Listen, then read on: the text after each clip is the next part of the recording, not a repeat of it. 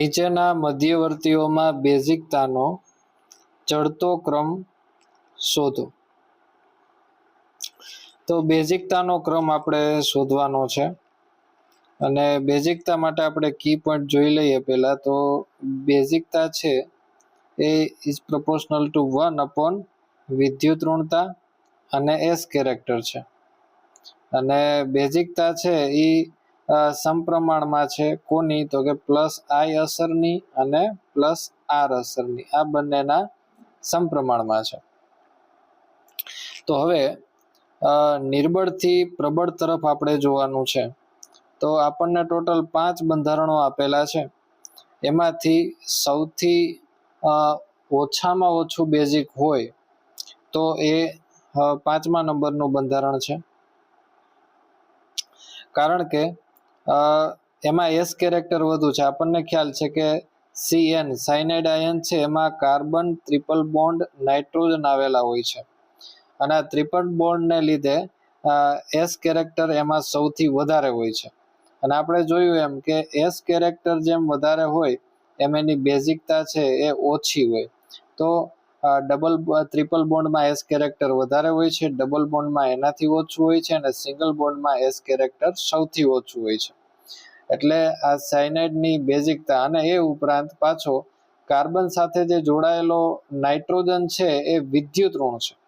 અને આપણે એ પણ જોઈ ગયા કી પોઈન્ટમાં કે વિદ્યુત ઋણતા છે એ બેઝિકતાના વ્યસ્ત પ્રમાણમાં છે. એટલે આની અંદર 2 અસરો આવેલી છે કે વિદ્યુત ઋણ પણ છે નાઇટ્રોજનને લીધે અને એસ કેરેક્ટર વધારે પણ છે ટ્રિપલ બોન્ડને લીધે. એટલે સૌથી ઓછામાં ઓછું બેઝિક હોય તો એ 5મા નંબરનું સ્ટ્રક્ચર છે. તો સૌથી પહેલો ક્રમાંક આપશું આપણે 5 નંબરનો.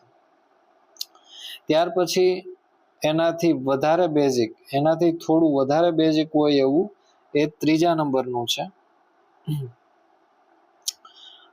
3જા નંબરનું એટલા માટે કે એની અંદર પણ સાયનાઇડની જેમ ટ્રિપલ બોન્ડ આવેલા છે, એ ટ્રિપલ બોન્ડ છે. અને પ્લસ કે નાઇટ્રોજન જે વિદ્યુત ઋણ હતો જેમ આને આગળના સ્ટ્રક્ચરમાં, એવી રીતે કાર્બન છે એ એનાથી ઓછો વિદ્યુત ઋણ છે, કાર્બન ઉપર નેગેટિવ ચાર્જ. તો એના પછી આવશે 3જો નંબર. ચાલો, ત્યાર પછી એનાથી વધારે બેઝિક હોય તેવું તો એ છે 2જા નંબરનું સ્ટ્રક્ચર.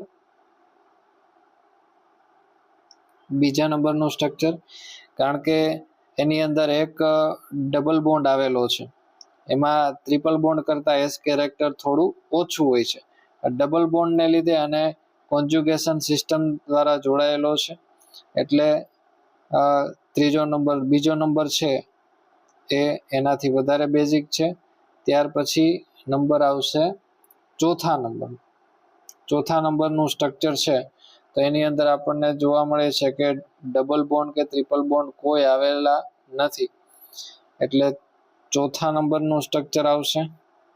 અને ત્યાર પછી આવશે છેલ્લે 1લા નંબરનું સ્ટ્રક્ચર.